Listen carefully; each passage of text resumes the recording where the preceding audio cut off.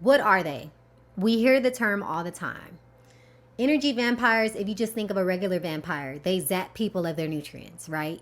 They do it through the blood in the vampire movies, but in real life, it's done through energy. A flame, right? Your light shines bright. Light is going to attract everything. But you'll have the discernment because you've practiced your boundaries so much that you can see an energy vampire from a mile away. You can see it and say, you know what?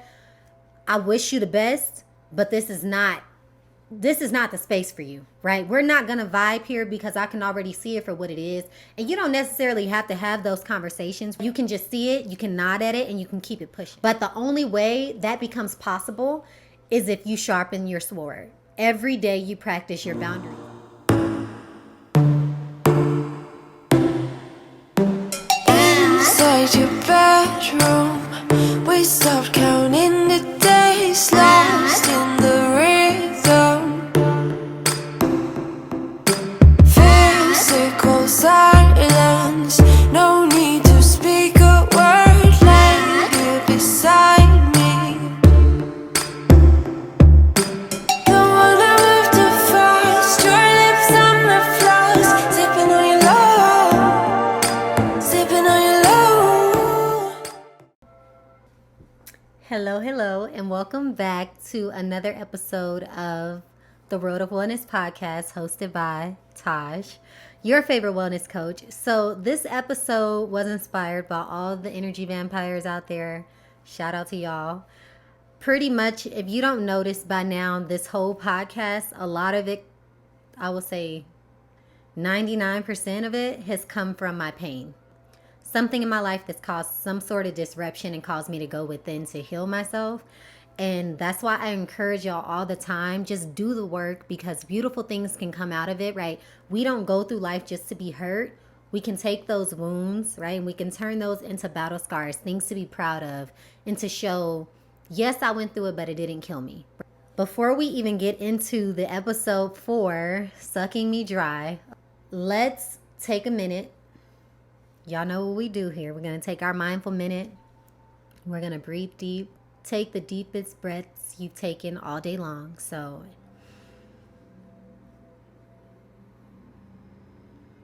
in through the nose. Exhale through the mouth.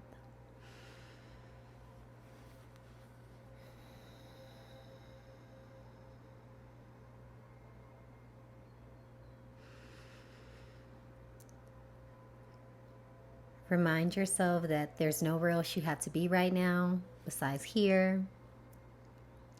And we're going to repeat this affirmation 3 times and then we're going to get started. Continue to breathe deep. So, I am present and I am open to receive. I am present and I am open to receive. I am present and I am open to receive. Let's get into it.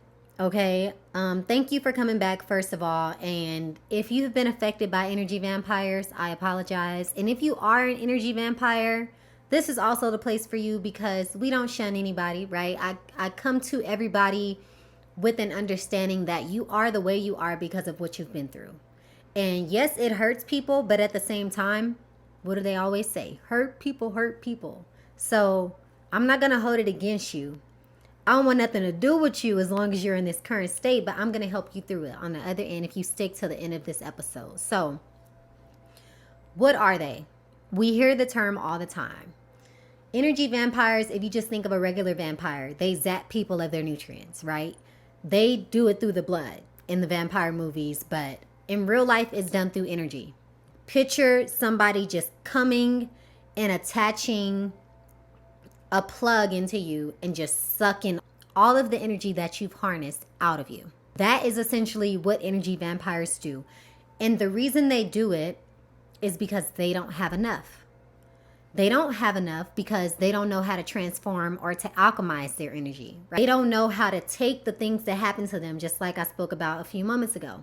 They don't know how to take those things and transform it to useful energy that you can put towards your goals, towards your passions, and other things that actually serve you and toward the people that you love as well. They haven't figured that out yet. So instead of doing that, what they do is when they feel depleted, they call the person that shines the brightest in their lives and they say, hey, what are you doing this weekend?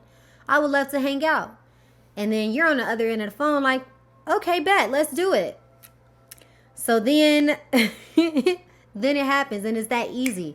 They take what they need, they go on throughout the rest of their week, and then they just rinse and repeat the process with other people.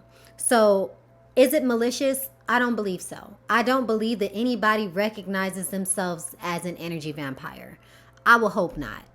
Because, yeah, something would just be very wrong there. But I think they do it out of necessity. They don't realize that you're strong enough to stand on your own. You're strong enough to use your own energy to get what you need, to feel the way you want to feel, right? If you feel low, you have the power to lift that, to transform that energy.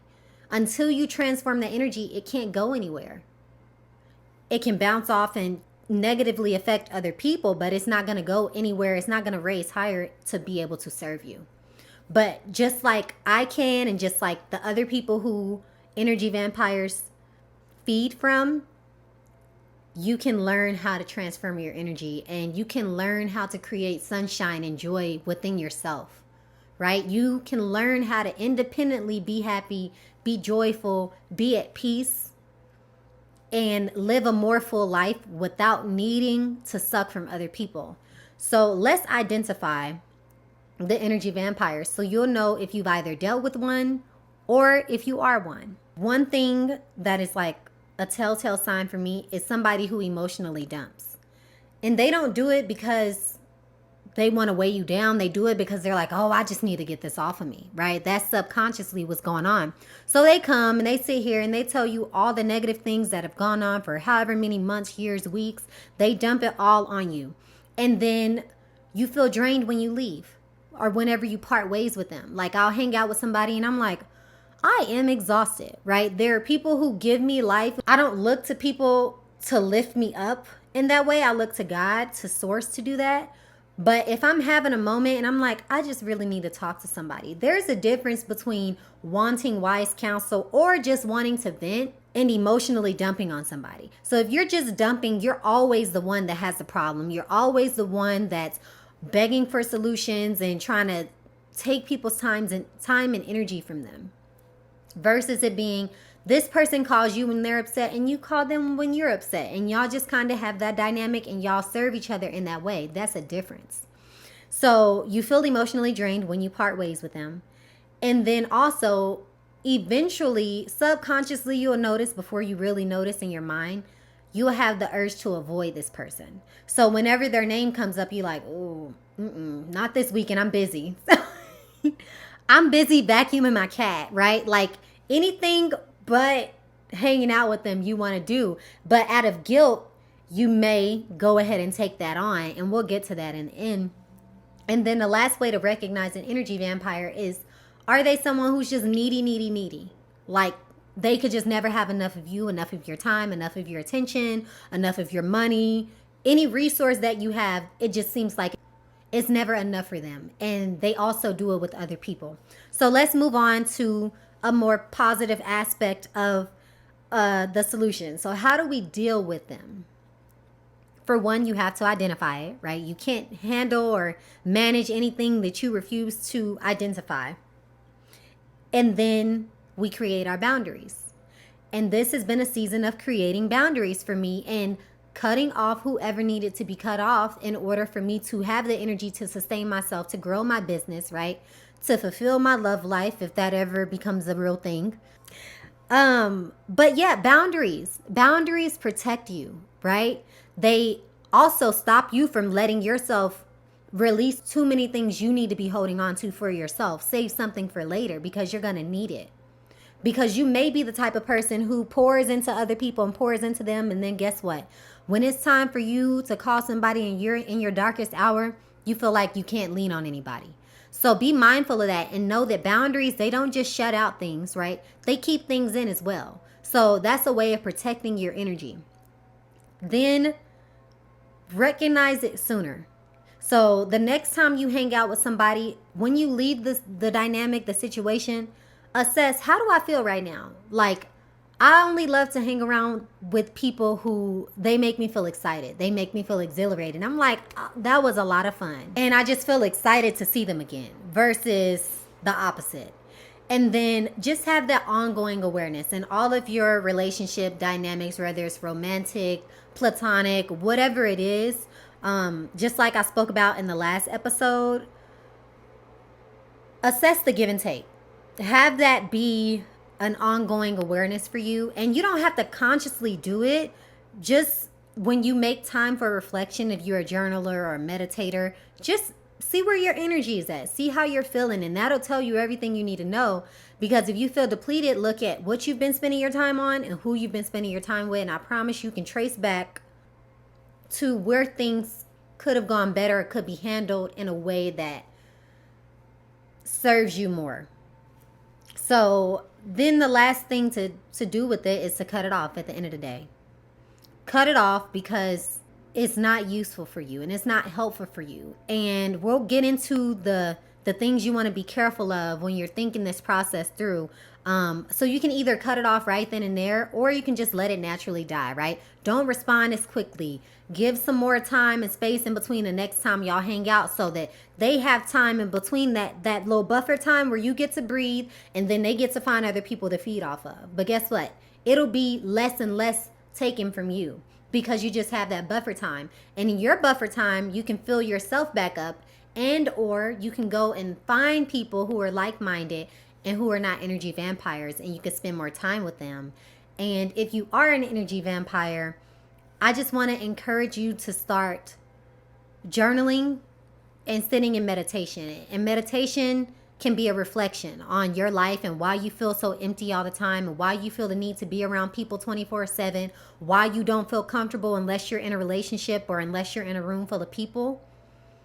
If any of that rings bells in your heart, I want you to sit down somewhere and just really assess it. And it's not going to be an easy process, but know that on the other side of it, it's a person that isn't so empty, that isn't so lonely all the time, and that isn't so needy, and a person that isn't depleting people but is giving life to them. So it's fully worth your investment in your process, in your healing. So for the people who identify as empaths, which are probably the same people who have dealt with a lot of energy vampires, be careful not to feel guilty when you feel like cutting these people off, right? The facts are the facts. And then don't allow people to deplete you of your vital energy, your vital resources, the things you need to fulfill your mission and your purpose here on earth, right? Be careful not to let guilt trick you into allowing that because, oh, but they don't have anybody. Okay, if you really feel that way and you feel like you're the one out of all the billions of people in the world responsible for them, that's fine. What you can do is do it less, right? Allow them a certain amount of your time, a month or a week, and allow them to only take so much from you, and practice getting off the phone when you feel exhausted or when you're tired of hearing it, or saying, okay, I gotta go finish the rest of my day when y'all hanging out and it's no longer fun for you, or you feel your energy meter just dropping and dropping. Don't let loneliness fool you into thinking that an energy vampire is better than being alone, right? I always say quality over quantity. It doesn't matter that you have 10 friends if all 10 of your friends are just depleting you. If all 10 of your friends are going nowhere in life, if all 10 of your friends sit around and have conversations nonstop about relationships and celebrity gossip and things that really don't matter, when at the end of the day, most people are not walking purposefully, when most people are not discovering the parts of themselves that were put in them to help the world, right? There are bigger and better things to talk about. Talk about finances. Talk about how we create a healthy budget. Start to have constructive conversations with these friends. And if they're not with it, it's time to find other friends. Don't let loneliness keep you in a place of smallness, because who you hang around, we hear it all the time, right? Birds of a feather flock together. You will never see a chicken and eagles hanging out together because they literally don't fly at the same height, right? And it's because of the habits they have. And I've learned this recently, like eagles, they only eat what they catch in the air. And chickens, they eat their own poop. And a lot of other things that they should not eat. Don't let loneliness deceive you. And remember why you set boundaries in the first place. And that'll help you keep them and practice them. And it's a practice because after being someone with no boundaries for so long, you catch yourself, and sometimes you don't catch yourself until the deed is done and you're like, oh my God, I did that again. Like I overshared, or I overgave, or I allowed myself to be taken advantage of again. But when that happens, I always say, give yourself grace, because you're learning and it's a learning process. And it still happens to me when I show up and I share these things with y'all. And I told y'all this years ago when I first started my YouTube channel. It's not because I've mastered any of it. It's a constant practice, and that's why I call it a wellness practice, a spiritual practice. Life is a practice. Life is a big school, and we just get to go out every day, wake up, and give it our best. But practice makes it possible. That's one of my original quotes. Practice makes it possible, right? The more possible it is to become someone who doesn't even attract those kind of people. Or I will say this, when you're vibing high, you're always going to attract like minds, right? And like energies, but you're also gonna attract people that are moth-like. Like Princess Naya, she talks about it like moths to a flame, right? Your light shines bright. Light is going to attract everything. But you'll have the discernment because you've practiced your boundaries so much that you can see an energy vampire from a mile away. You can see it and say, you know what? I wish you the best, but this is not the space for you, right? We're not going to vibe here because I can already see it for what it is. And you don't necessarily have to have those conversations. You can just see it, you can nod at it, and you can keep it pushing. But the only way that becomes possible is if you sharpen your sword. Every day you practice your boundaries, even when it's uncomfortable, even when you feel a little bit guilty, right? And energy vampires, I want to say to you, the more you practice being alone with yourself and hearing the voice in your head, and all the things that need to be nurtured, the easier it'll become, because eventually all of that noise will subside, or most of it will subside. And then you'll be able to hear guidance from your spirit guides, from source, from the universe, from whatever you believe in. You'll be able to hear that voice. And through practice, that's what makes it possible. But before you reach that point, there's a lot you have to deal with and go through, because all of that, just look at the voice down here. If you can't see me, I'm like holding my hands lower. The voice is down here, right? It's been screaming at you, but on top of the voice is all this trauma, all this noise, all these emotional scars and bruises, and all the things you haven't even looked through and sorted out, right? The only way to put things to use is if you can put it in your hands and you can make it useful. But you have to be able to see it and identify it to know what you're picking up and dealing with. So I encourage you to deal with your trauma. If you got to go to a counselor, baby, go to a counselor. If you need a little more help, of course, visit coachmelwc.com and I will help you with that. On the other hand, if you're an empath or somebody who does not set boundaries, I can help you with that as well. Other than that, that's pretty much all I have to say about it. Just be mindful. Empaths, beware. And that's about it, y'all. I'm hungry, so I'm going to get off of here now. I love y'all. Thank you so much for listening per usual.